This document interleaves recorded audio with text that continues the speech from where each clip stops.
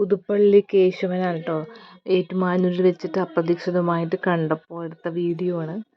പുതുപ്പള്ളി കേശവൻ 24 വർഷം മുൻപ് കോട്ടയം പുതുപ്പള്ളി പാപ്പാലപ്പറമ്പിൽ ആനത്തറവാട്ടിലേക്ക് എത്തിയവനാണ് പുതുപ്പള്ളി കേശവൻ.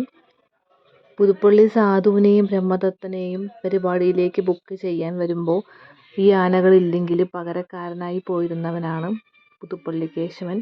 പിന്നീട് ആന കേരളത്തിലെ വളരെ മുൻപന്തിയിലുള്ളൊരു ഗജവീരനായിട്ട് മാറുമായിരുന്നു.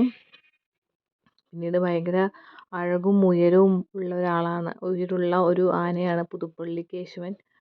അപ്പോൾ ആദ്യം കൂട്ടാനയിൽ നിന്നും പിന്നീട് തിടമ്പാനയായിട്ട് മാറിയതായിരുന്നു ഈ പുതുപ്പള്ളി കേശവൻ.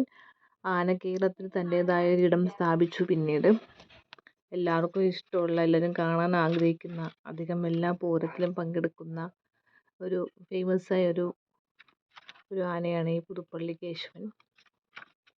അപ്പോൾ എല്ലാവർക്കും ഈ വീഡിയോ ഇഷ്ടമായി എന്ന് വിചാരിക്കുന്നു.